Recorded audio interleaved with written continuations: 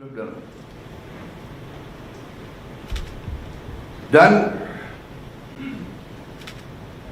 alhamdulillah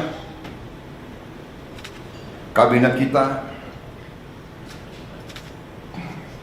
memerintah, dan kita harus berjiwa besar, kita harus objektif. Kita bisa lancar begini, kita bisa bagus begini karena transisi pemerintahan berjalan dengan lancar, dengan baik. Saya dibilang apa itu? Presiden boneka, saya dikendalikan oleh Pak Jokowi. Ya, seolah Pak Jokowi tiap malam telepon saya. Saya katakan itu tidak benar. Bahwa kita konsultasi, iya, itu seorang pemimpin yang bijak, yang konsultasi, minta pendapat, minta saran. Beliau 10 tahun berkuasa. Saya menghadap beliau, nggak ada masalah. Saya menghadap Pak SBY, tidak ada masalah. Saya menghadap Ibu Mega, tidak ada masalah. Kalau bisa menghadap Gus Dur, nggak bisa.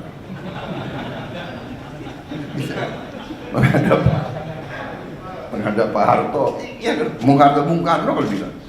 Loh, minta pandangan, minta saran. Pak Jokowi berhasil 10 tahun, orang suka tidak suka. Masalah ijazah dipersoalkan. Nanti ijazah saya ditanya-tanya. Iya kan? Ini ada wartawan banyak ya. Bukan, saudara-saudara ya. Kita ini di mana-mana saya katakan, dunia ini sedang penuh ketidakpastian. Ya. Dunia penuh dengan ketidakpastian. Kita rasakan sekarang. Kita rasakan, kita jujur, kita rasakan. Sekian puluh tahun kita menjadi the good boy. Ya kan? Ada negara yang besar, negara yang kuat. Bilang ke kiri, ya monggo. Bilang ke kanan, monggo.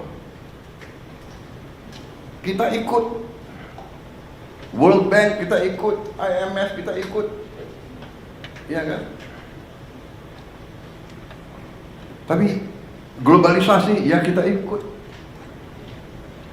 Tapi sekarang yang meninggalkan sistem yang mereka bangun, mereka sendiri. Free trade, monggo. Kita bingung jadinya. Yang dibilang Menteri Keuangan sedang di luar negeri ya. Sekarang ekonom-ekonom yang belajar sekian puluh tahun, sekarang harus belajar lagi. Prof, ya kan? Udah harus belajar lagi. Dan memang kita perlu belajar lagi. Tapi kalau saya, kita punya Undang-Undang Dasar 45 yang merancang itu, yang membentuk itu, mereka yang melihat dan merasakan, oh, imperialisme kayak begini, penjajahan kayak begini.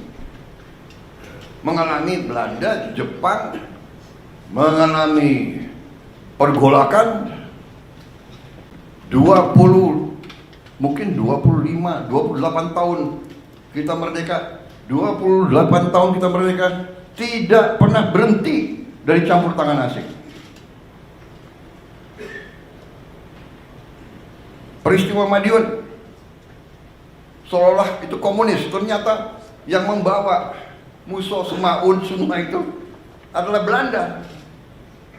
Difasilitasi oleh Belanda. Belanda kuasai Batavia, semua lapangan terbang dikuasai. Bagaimana dia bisa sampai Madiun? Terus DITII, dokumen keluar. Belanda, bahkan bukan DITII, Snoek Hogronya juga Sandi Yuda, intelnya Belanda. Saudara-saudara, ini saya sampaikan terus. Karena kembali kita punya kekuatan Undang-Undang Dasar 45, khususnya di bidang ekonomi adalah pasal 33.